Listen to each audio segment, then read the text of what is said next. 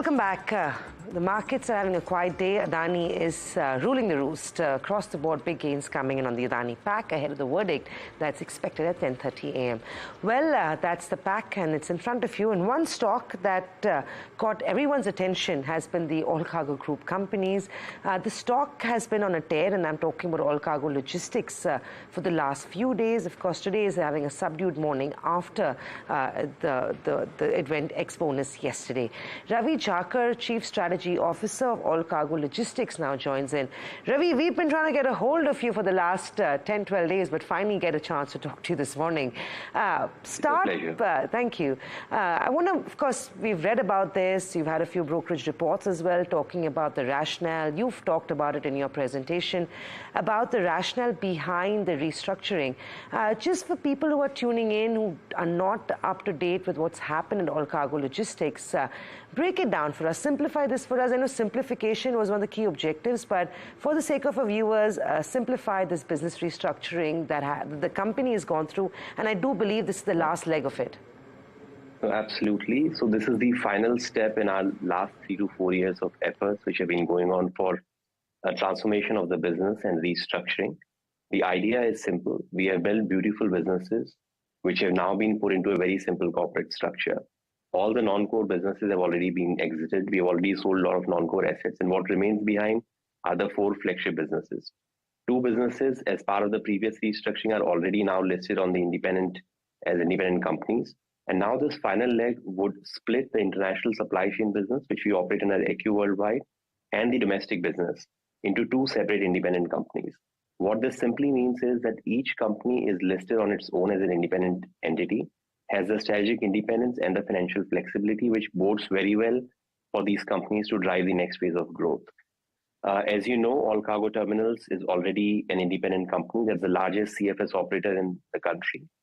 Now, with this restructuring, our flagship international supply chain business would get demerged and list under Allcargo EQ Limited.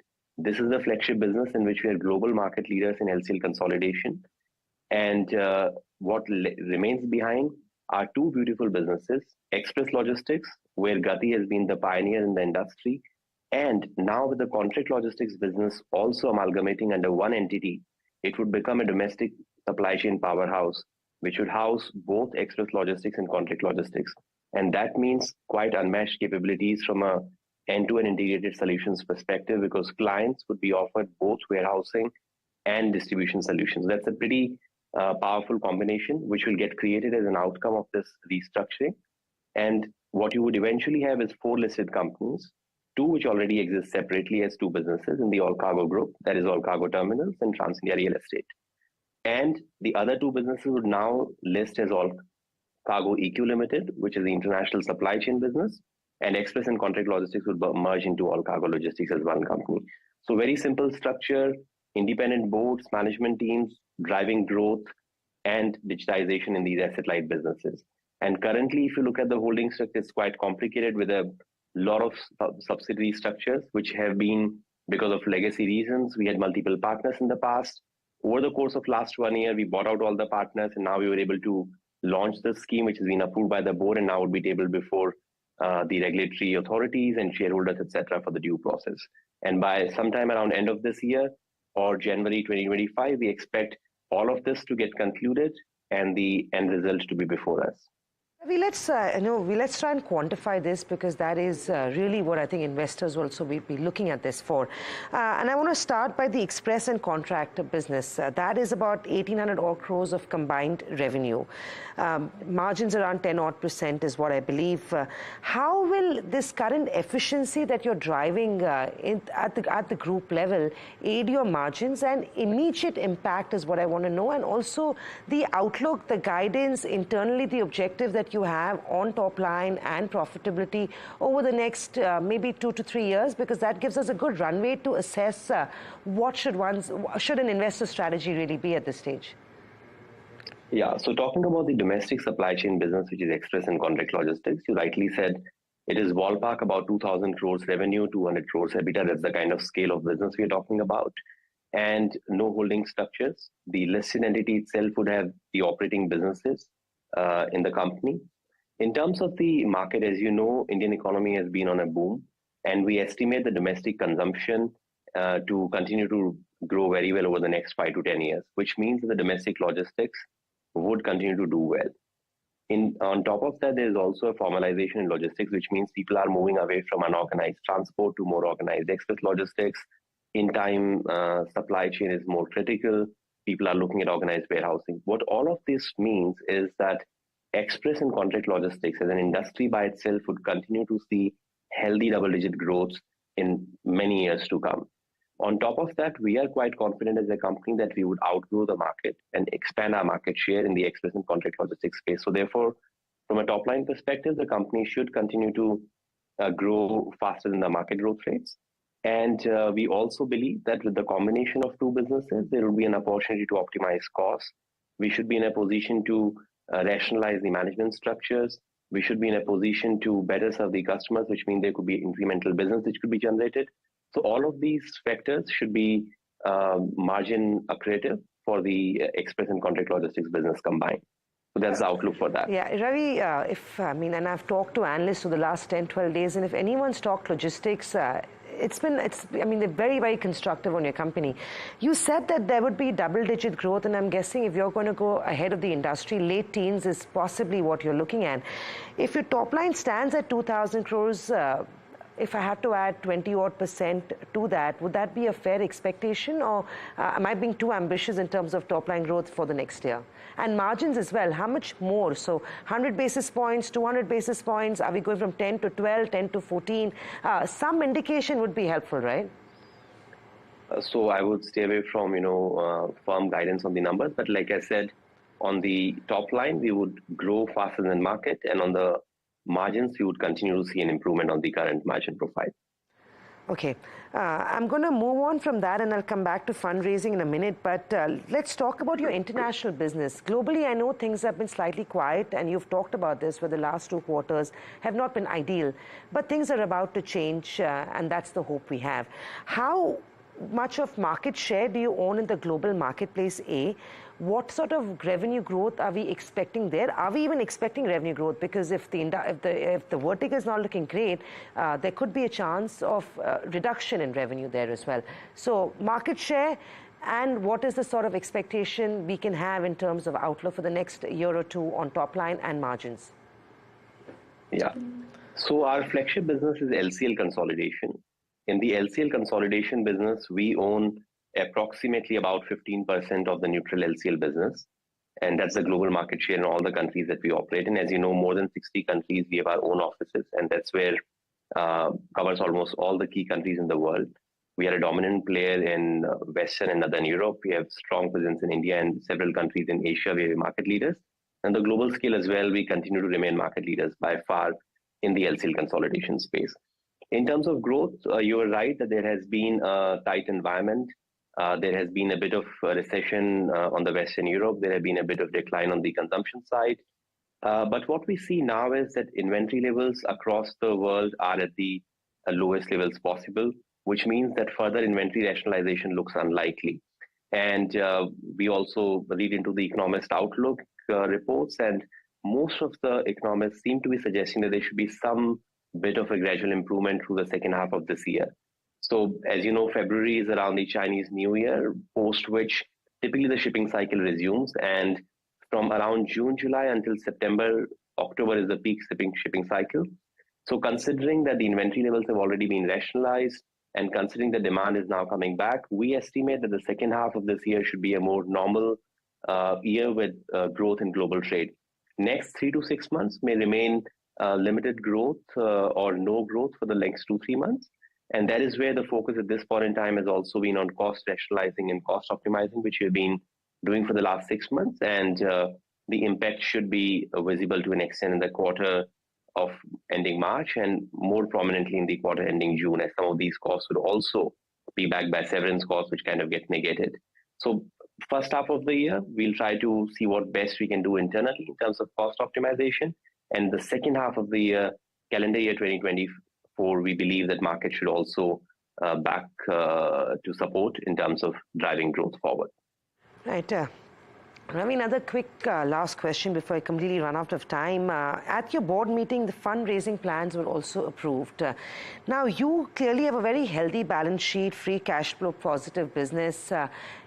Why are we looking to raise funds here? Is it going to be for inorganic expansion? Because you have talked about expansion, increasing market share, could we expect acquisitions around the corner? And also a timeline of this fundraising. Is this going to be next quarter? Is this going to be over next year? What is the timeline approval that the board has given you for this? It cannot be indefinite, I'm guessing. Yeah, so as you rightly said, the businesses are well positioned. The balance sheet is quite healthy. The net debt across the group is almost negligible. So from that perspective, we're in a good position. In terms of the businesses, international supply chain business doesn't require much of capital beyond asset-light digital approach that we have taken, and which means some investments on the tech side. On the domestic business, again, there are opportunities to invest in technology and infrastructure upgrade. The board has approved looking at fundraise by way of various instruments, and we are now placing it before the shareholders. So we would evaluate the exact timelines, but definitely we're not looking at something beyond this year. So within the next 6 to 9 months, we're looking at some fundraise. What quantum is something which is still under deliberation. We would look at a plan, but I can comment that at this point in time, we are focused on organic growth and digitization. We're not looking at any acquisitions at this point in time. So any fundraise would not be towards funding acquisitions. Right. Exciting times there, Ravi. Good luck. I guess you've got a lot on your plate, but with things getting easier, I'm sure the street will continue to remain excited. And of course, good luck with increasing your market share and controlling the domestic, at least, logistics business. In the meantime, the markets are having a quiet morning, very similar to what we've seen in the last 2 days. Tight trading range, bank options expiry later today. But we'll slip into a break. We'll come back, put the focus on Aisha. Vinod Aggarwal, MD and CEO, joins in on the other side.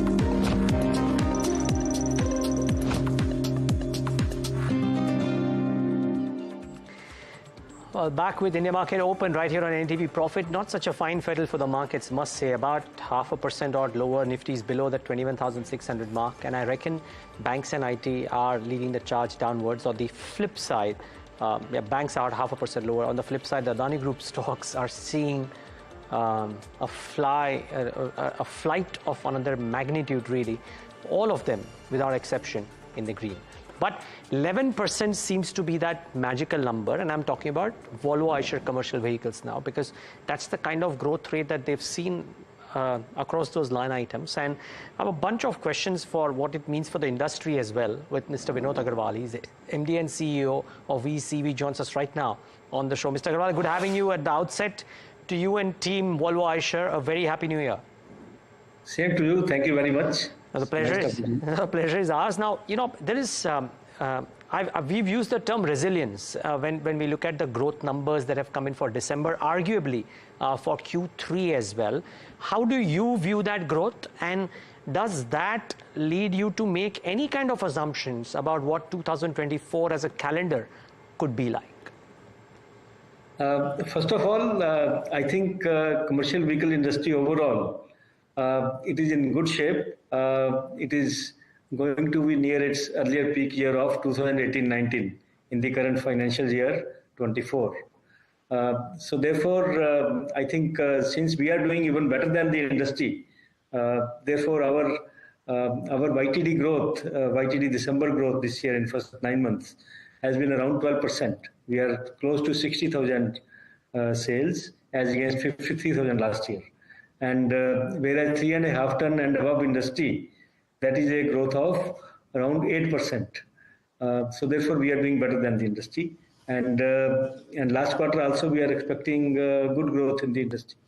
So therefore, overall industry is in good shape, and we are doing better than the industry.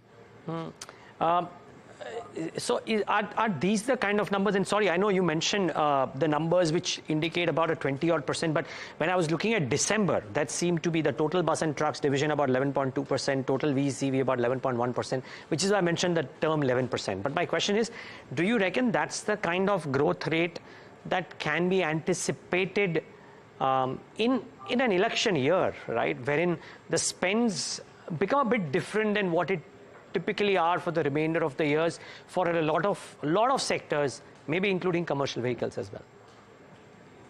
Fundamentally, I think elections apart, we have to look at the fundamental factors that drive the CV industry. Now, the fundamental factors are the economy, infrastructure investments, and replacement market. I think all these three factors are remaining very, very bullish. All these three factors, we will see good traction. Therefore, based on the fundamental factors, there will be growth. Now, elections, there may be short-term ups and downs. There may be some slowdown in decisions because of the election code of conduct coming up in maybe in April or May. But then overall, I think it will make up. So even if there is some short-term hiccups, we don't see any concern as far as the elections are concerned. On the other side, we should look at the positives because of the elections, because you will see a lot of spend happening in the market because of the election. In fact, I was reading in today's paper only that around 100,000 crore is going to be spent because of elections in Q4. That may add up to some growth in Q4 GDP. So therefore, we should look at the positive side of the elections because of the higher spends in Q4. So therefore, overall commercial vehicle industry will do well, and of course there may be some short-term hiccups here and there. But that notwithstanding, Mr. Aggarwal, would you believe? I mean, I hear bulls of the auto space, and particularly the ones who are bullish on the CV space, talk about a fairly fast clip of growth likely over the next 24 months. Now, my question to you is, if I had to ask you to paint a blue sky scenario, what would the factors of this blue sky scenario be? And under a blue sky scenario, Mr. Aggarwal, what is the kind of growth that you expect the industry to do or Volvo Eicher to do, either case? No, first of all, I don't want to put any figure on this, that how much will be the growth. Okay. As I mentioned, we have to look at the fundamental factors. Fundamental factors are positive. economy is growing from $3.7 trillion. Economy is likely to go up to $5 to $7 trillion over the next 3 years. So that is very clear estimation, and everyone agrees on that. The second is the replacement demand. Replacement demand has to be strong because the new technology trucks, they are much more efficient, much more productive, much better features which deliver more productivity. So therefore, there is a lot of business case to make the replacement of the old trucks. So therefore, replacement demand will continue to remain very strong. And third fundamental factor is the infrastructure. If the fundamental factors are positive, now you have to see how fast the economy grows. If the economy grows next year also around 7% or 8%, when the GDP is around 8%, the truck demand or the CV industry demand is like little bit higher than the GDP growth. Like the GDP is 8%, on a linear basis, it should be higher by 2 to 3%. Therefore, you can put a figure of 10% growth if the GDP grows by 7-8%. CV industry should grow by 8-10% in a normal circumstance. But then added to that is the more replacements or more demand because of the more investments in infrastructure. So therefore, we are not concerned. We are only saying that industry is doing well and it is expected to do well. Now, how much it will be, I think we should not worry too much about that. Okay, so let's put it this way, Mr. Aggarwal. I know you're not putting numbers, but just humor me. Between 10 and 15%, let's say 10% is the base, and then the technology, infrastructure, etc. Or let's say between 10 and 20%, whatever the number is for the industry, whatever the number is. Companies like you will probably do better than that. So let's say the number is slightly higher than that. Now my question is, would you believe that such a growth number, one, could last for the next 2-3 years? Part one of my question is that. Part two of my question, if indeed higher technology trucks, etc., are all coming to the fore, would it mean that companies with a technological edge in manufacturing like yours would stand to, of course, gain market share, part one, but also that the operational metrics could improve simply because you would command a better bang for the buck relative to some of the other products in the market? Yeah, it's basically, fundamentally, the trucks are business assets. So therefore, the transporters or our customers, they look at that, which is the truck that can deliver them the least cost of ownership. So if our trucks can deliver them the least cost of ownership based on better fuel efficiency, based on better uptime, based on better features, like we are giving predictive maintenance based on our 100% connected trucks and based on our state-of-the-art uptime center.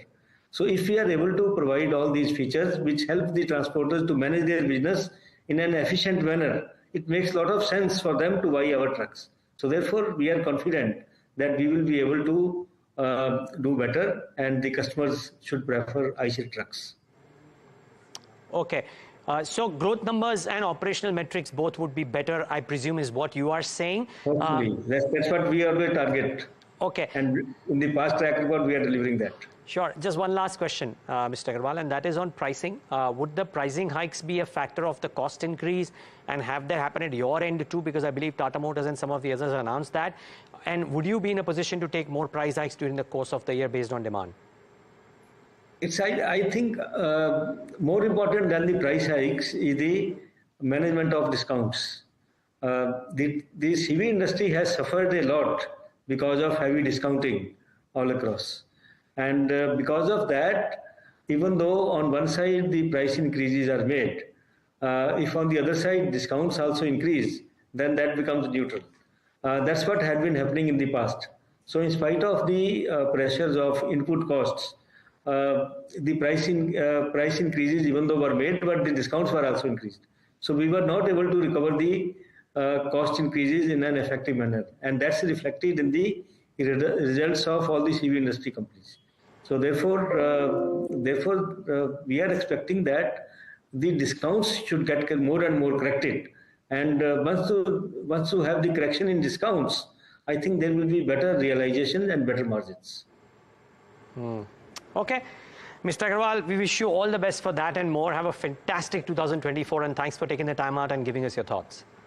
Thank you. Thank you so much. Well, that's the view from Volvo Aisha. We need to wrap up this show, India Market Open, on the note that the markets are okay with banks and IT sulking in trade. On the other side of this break, though, Nimesh Chandan, Chief Investment Officer of Bajaj Finserv Asset Management, joins us on Talking Point.